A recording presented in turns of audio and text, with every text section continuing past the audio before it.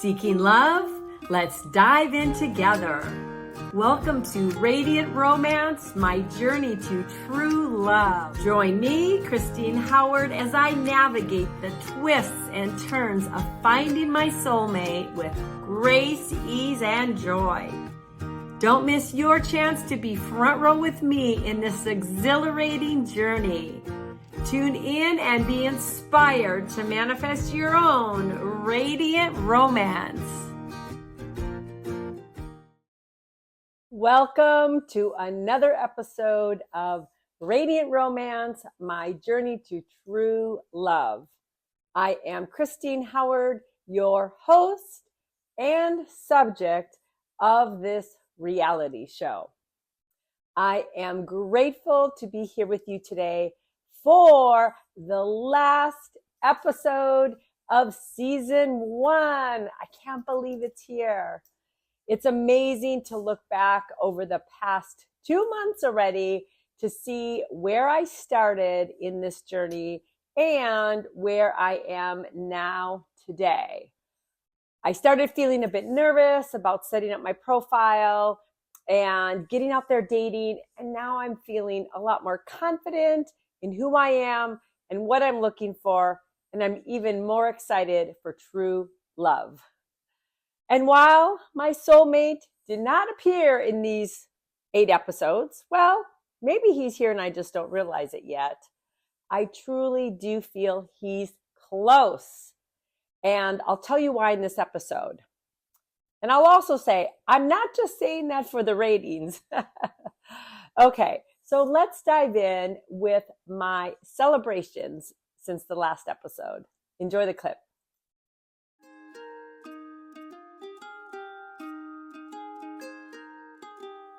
Here are this week's celebrations. I am actually sitting outside on the steps of where I live, so I apologize if there's a lot of noise going on right now, but I am just loving being outside. And you know me, I'm keeping it raw, I'm keeping it real. So earlier today, I actually sat down in my journal that I've been using for my Radiant Romance journey, and I captured this week's celebrations. So I'm going to be referring to this just a little bit, full disclosure. All right, first and foremost, I want to celebrate that I have a coffee meetup / date coming up this week. Boy, it's really busy right now on the street. I hope that's not too crazy. And I'm looking forward to it. This gentleman I am having coffee with is somebody that I met organically at the gym. And we'll see. I know nothing about him other than he's fit. He likes to work out, and a little bit about his career. So excited for that this week and celebrating that new connection. Number 2, I am celebrating a super fun serendipitous meetup that I had with a guy that I dated in the past, and we reconnected in the context of my show, and he happened to be passing through San Clemente, and we connected for dinner. We had super fun conversation, talked about what we're both looking for in partners, and he even brought out on his phone, he has his vision of what he's looking for in a relationship. And I will say I was super impressed with the thoughtfulness that he put into it. So any of those ladies, any of you ladies out there wondering if guys, really take time to do this, some of them do. And he's really a good one. So celebrating the time that we spent together, having laughs and comparing notes. Okay, also, I am celebrating that I had an in-person meetup with this younger guy, that soulful younger guy that has been in my life for a long time, but in kind of a different context. And from the last episode, I talked about really having the clarity that he is in the friend zone.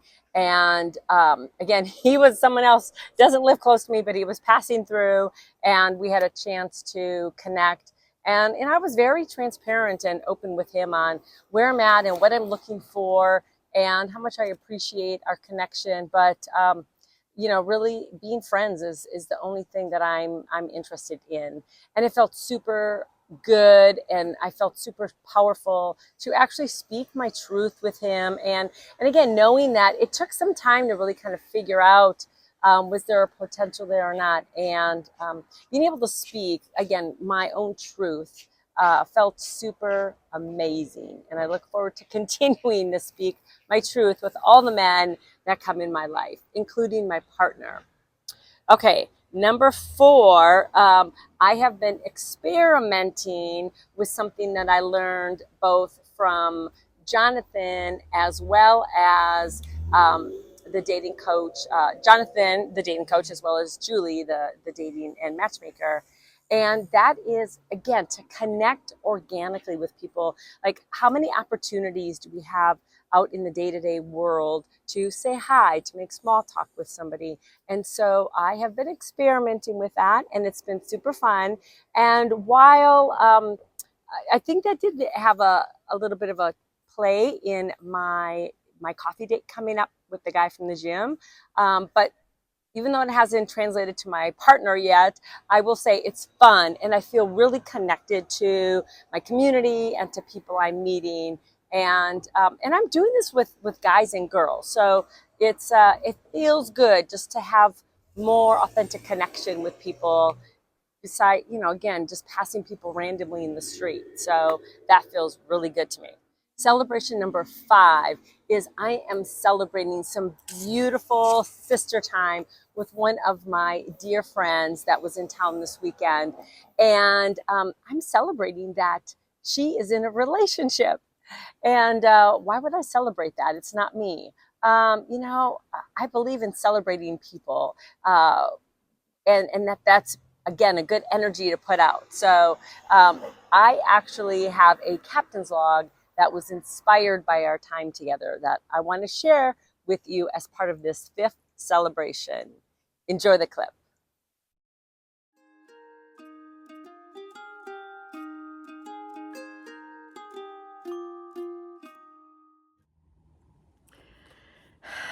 Captain's log, Monday afternoon. I am feeling really called to take a break and record my beautiful weekend, specifically one key thing about the weekend. So my dear friend, I think I can say her name. No, I won't say her name. A dear friend was here this weekend, and she is glowing. I so love seeing her glow because she is in a relationship with somebody now. And this is a new unfolding, but there's a super cool story to it. And the story is super powerful for me for a couple reasons. Number 1, I am part of that story, and it really reminded me that we never know how we're gonna catalyze somebody by what we say or do. And this dear friend and I had a super powerful experience together that really, in both of us, cracked open unconditional love. And the details aren't important, but they are pretty freaking off the charts. I will just say that. But it's such a personal experience. That was our experience to have. And what that did, that was one piece on her journey, like our collective journey, because we're both in a place of calling in a partner. So there was the collective piece, but then the thing that happened this weekend that I so loved is I sat down with her. I'm like, now tell me again the story from the first time you met this person and then how they came back into your life. And there were some really cool nuggets that super spoke to me. And number 1 that really jumped out is she wasn't attached. Like when she first met this guy and there was a connection, I want to say it was back in November last year. So it's been some time, and there was a connection, and yet she didn't try and make anything happen. They both had, a great time together, but then based on what was going on in I think maybe his life more than her life, it just wasn't, he wasn't available to pursue the connection or see if there was something there. And then the piece of this that really sat with me so deeply is that earlier this year, and I think it was after our big time together, she was dating and exploring, connecting with other people and what was feeling right for her. And she had this opportunity to do something completely, a request, I guess, an offer or an opportunity came to her, nothing to do with dating. And it was actually related to her house. And there was a part of her ego was kind of like, yeah, I'm not sure I want to do this. But then she told me that there was this part of her that was at this deeper level said, yeah, I think I need to check this out. And so she said yes to this thing, which led to meeting somebody else, which led to her reconnecting with this guy. And all these months later, and it was kind of like, both of them were like, wow, it's you. It's how cool. And they both were in a bit of a different place. Long story short, through this connection, through saying yes to something that, again, wasn't even related to dating, brought this man back in her life. They were both in a bit of a different place, had conversations, had a date, and then from what I'm hearing and seeing from my friend, it's like so much now lines up, and they decided to see each other exclusively. And just what she's telling me and like how everything is so many things line up. It's just a beautiful story. And I'm probably not even doing it justice with what I'm skimming here, but it really spoke to me in that you never know how and when that connection is going to come to you. And she was truly in this place of holding the vision of her partner. She was doing morning meditation. She saw her partner, connected with him energetically in a similar but different way to what I'm doing with my intention card and connecting.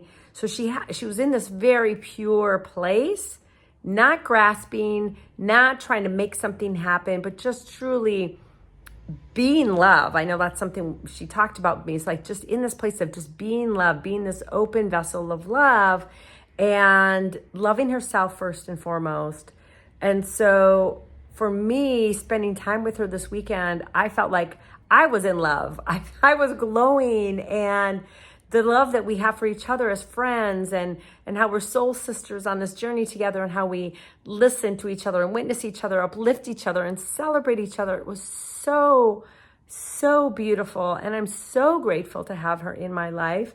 And I truly feel just in witnessing her and celebrating her, to me, that's a confirmation that my partner is he's on his way. He's on his way. And it was truly a beautiful thing for me to witness in her, be part of, and again, knowing, and I will humbly claim my part in how I played a role as a catalyst, cracking one other piece of her open, where she was in this beautiful place to receive this wonderful, beautiful man in her life. So yeah, you just never know how that person is going to come in, and how we can truly, just by staying open and saying yes to those things that our heart and soul is calling us to do, not our ego, but our heart and our soul,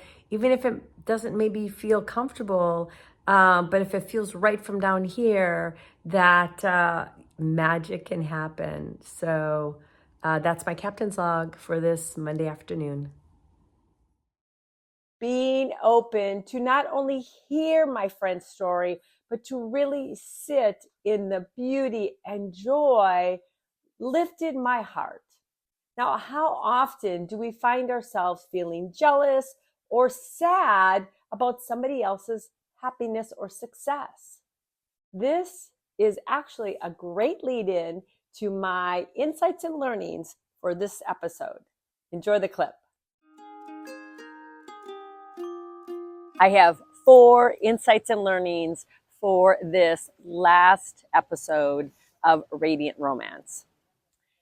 Insight number 1 links to what I shared in my celebrations, in that when somebody else has manifested love or a relationship, it truly is something to be happy about and to celebrate and not be jealous of or feel we're missing out or something's wrong with us type of thing. To really, again, as I mentioned, be able to use it as a sign. And I am using it as a sign that love is on the way for me as well.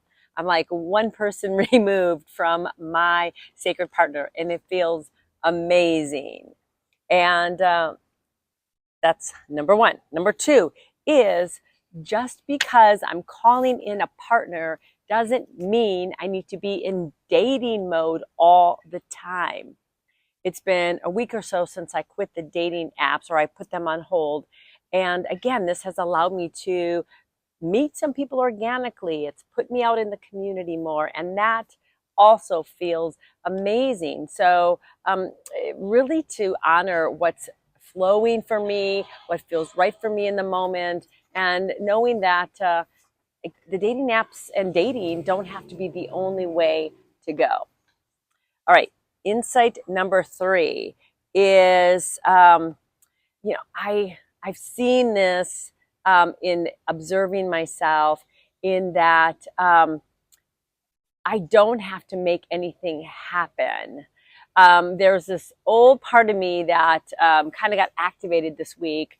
There was somebody, an adorable man that I had met at this cacao ceremony, and there was this part of me that went into the 15-year-old girl of like, okay, should you do this? Should you do that? Like, what, what does he think? And I really observed myself and just reminded myself that I'm a mature woman, and I can take initiative to connect with somebody, but I don't have to be trying to make something happen. So I'm going to invite him to have coffee with me. You have to wait for the next episode or the next season to see how that all plays out. But it was kind of interesting and fun observing myself in that old habit and pattern. All right. Number 4 is that, this was something I loved what Julie Furman had said. And she said, instead of looking at who you think is hot, who thinks you're hot? And that really stuck with me, because I've seen, and it kind of really links to the last one, I've seen where I have seen that hot guy. She kind of calls it the unicorn, the guy that has all the things, or checks all the boxes, but they may not be into you. And they might have a whole long list of people that are into them, or that they're even into. So really, I'm in this place of paying attention on who's paying attention to me, and being open, even if they might not seem like they're the one. Really being open to connect authentically and give them a chance, get to know them, see if there's alignment, see if there's a spark. And so that's been a big learning, and my 4th learning for this past week. So I hope you enjoyed these learnings, as well as all of the learnings that I've shared so far. There's been so many more nuggets that I've been keeping track of, and I look forward to having the opportunity again to bring some additional ones to you. So that's it for now. As mentioned in my clip, there are more nuggets that I have learned along the way this series, and I know there will be time coming up for me to share these with you. So hang tight if you're wanting more. Okay, so that leads to what's coming next. Something really big is coming for me, actually. I am taking several weeks away from the camera to do some inner reflection and realignment with both my personal life and professionally. Now, I'm excited to take this time to really integrate some recent changes that have occurred in my life, all good things, growth and expansion things, and to make the adjustments that I'm really being called to make in my life, so I stay living in alignment with those highest callings and truly bringing the best to you and myself. So I will also keep you posted on season 2 and what and when that will look like. So be sure to hit that subscribe button so you are first to get notified when the new season launches. And if you are someone who is actually needing and desiring some support along the way, reach out, book a discovery call with me. I would be happy to support you in the way that would best serve you. The link for that discovery call is in the show notes below. Okay, so that brings us to the closing of this episode in season, my dear Radiant Romancer. I am truly saying thank you from the bottom of my heart for you being here with me, witnessing me with my tears and my joys and my lessons learned and fumbling around and tripping over my words and all the good things that happened in between. And I am so grateful that you were front row, whether you felt like you were next to me or sitting across from me in this journey. So grateful that you were here.